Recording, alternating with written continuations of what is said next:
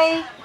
Kami ngayon ay nasa session 3 ng magsimulang magbasa learning session 3. Paghubog ng mga phonological awareness strategies at alphabet knowledge. Ngayon, kami ay nasa linggo ikalawa o linggo 2. Sabi mo nga kasi 2. 2, yan. Matutong makinig at makilala ang mga tunog ng mga titik.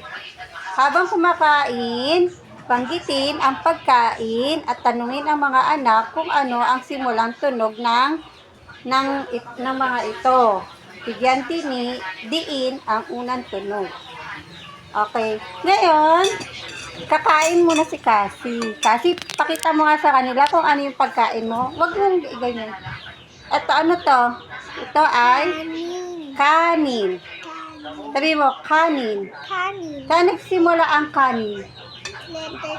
Letter K. Banggitin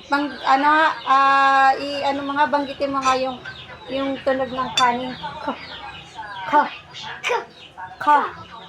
Ka. Lapit ka dito konti. Yan. Kanin. Ito, ano ang ulam ni Cassie? Itong may sabaw. Ito ay munggo. Ano ang unang tunog ng munggo? Mu. Letter? Anong letter ang nagsisimula ang munggo? Letter? Munggo. Mu. Letter?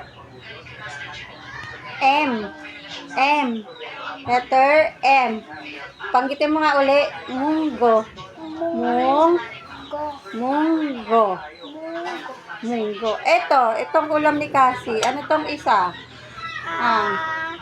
Lumpia baboy. Lumpiang baboy.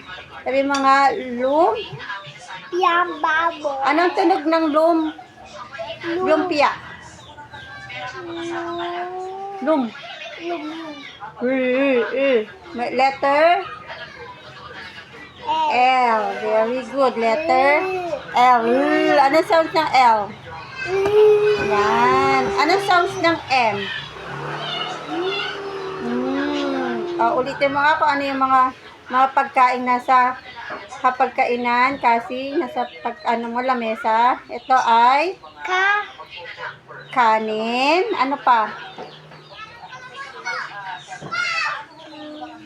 Lumpiang baboy. at saka Munggo. very good. Sabi mo nga sa kanila, kain po tayo.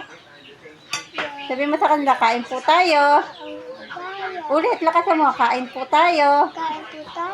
Sige, hanggang doon na lang muna. Magpapaalam na kami. Bye-bye!